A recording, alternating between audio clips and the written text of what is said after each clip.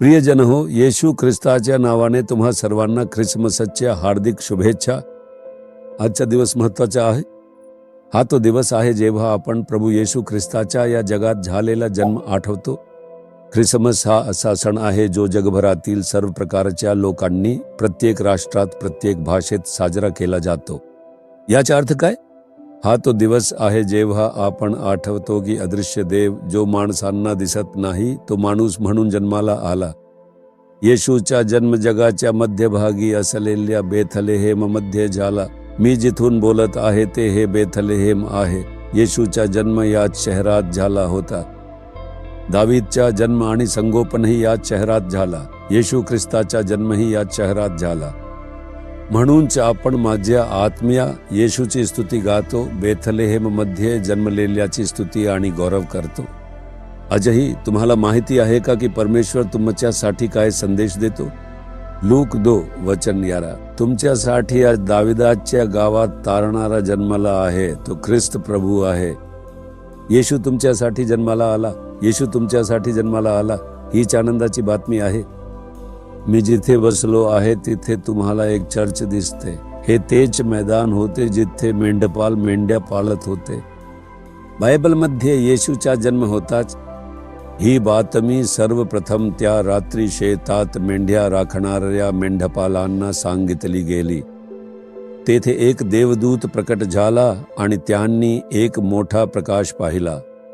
ते खूप घाबरले असताना देवदूताने त्यांना एक संदेश दिला, घाबरू नका, मी स्वर्गातून सर्व लोकांसाठी मोठा आनंद घेऊन येणारी आनंदाची बातमी तुम्हाला सांगतो।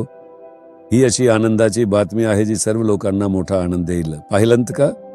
त्या शब्दानुसार हा तो दिवस आहे जेव्हा अमेरिका, इंग्लंड, आफ्रिकन देश, आशिया यांसारख्या सर्व राष्ट्रांतील लोक आणि जगातील प्रत्येक राष्ट्रात लोक एकमेकांना आनंदाने शुभेच्छा देतात आणि साजरे करतात। हेच देवदूताने सांगितले। सर्व माणसांमध्ये सद्भावना आणणारी एक आनंदाची बातमी। ती आनंदाची बातमी काय आहे? तुमच्यासाठी एक तारणहार जन्मला आहे। माझ्या प्रिय मुलांनो, आज मी तुम्हाला हे सांगतो, घाबरू नका। तुम्ही कदाचित एखाद्या भीतीदायक परिस्थितीत असाल, पण घाबरू नका, कारण देव माणूस झाला आणि तुमच्यासाठीचे या जगात येशू म्हणून जन्मला। कशासाठी? तो तुमच्या पाप, शाप, वेदना, क्लेश, छल यापासून वाचवण्यासाठी आणि तुम्हाला आनंद देण्यासाठी जन्मला। त्याने स्वतःला क्रूसावर अर्पण केले आणि आपल्याला तारण देण्यासाठी मरण पावला। बायबलमध्ये त्याच्या जन्माआधीच त्याला कसा त्रास सहन करावा लागेल आणि तो कसा मरेल याबद्दल लिहिलं होतं। हे आश्चर्यकारक नाही का? म्हणूनच येशू मरण्यासाठी जन्मला। येशूच्या जन्माच्या सुमारे 600 वर्षांपूर्वी यशया या संदेशाने येशूला कसा त्रास सहन करावा लागेल, रक्त सांडेल, मरेल आणि पुन्हा जिवंत होईल याबद्दल लिहिलं। म्हणून येशू मरण्यासाठी आणि पुन्हा जिवंत होण्यासाठी जन्मला। त्याने का मराव? आपल्यासाठीच, आपल्या पाप शाप वाहून नेण्यासाठी आणि माणसाच्या आयुष्याला आशीर्वाद देण्यासाठी।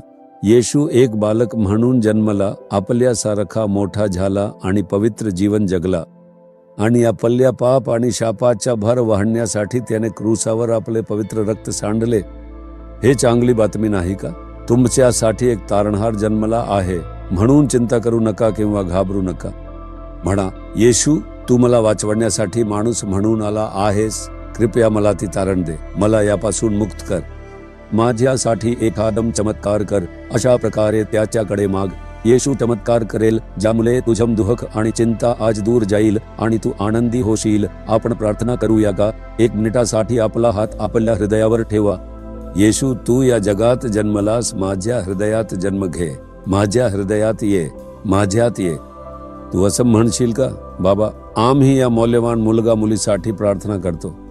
तू या जगात त्यांचं दुःख दूर करून त्यांना आनंदी करण्यासाठी आला नाहीस का? तू क्रूसावर आपलं रक्त सांडलं, मरण पावलास आणि पुन्हा जिवंत झालास। आता त्यांना काही चिंता, ओझं किंवा दुःखातून तुझ्या तारणाची गरज आहे। आजही त्यांना स्पर्श कर, आज त्यांना तारणाचा आनंद दे, आज त्यांना मुक्त कर। येशूच्या नावाने त्यांच्या हृदयात आणि आयुष्यात आताच बदल होऊ दे। त्यांना आनंदाने भरून टाक, त्यांना आनंदी कर। आम्ही येशूच्या नावाने प्रार्थना करतो। आमेन, आमेन। जीसस रिडीम्ड मराठी ह्या यूट्यूब चॅनेलला सबस्क्राईब करा. सबस्क्राईब बटनावर क्लिक करा आणि बेल चिन्हावरही क्लिक करा. दररोजच्या नवीन कार्यक्रमांची माहिती मिळवा.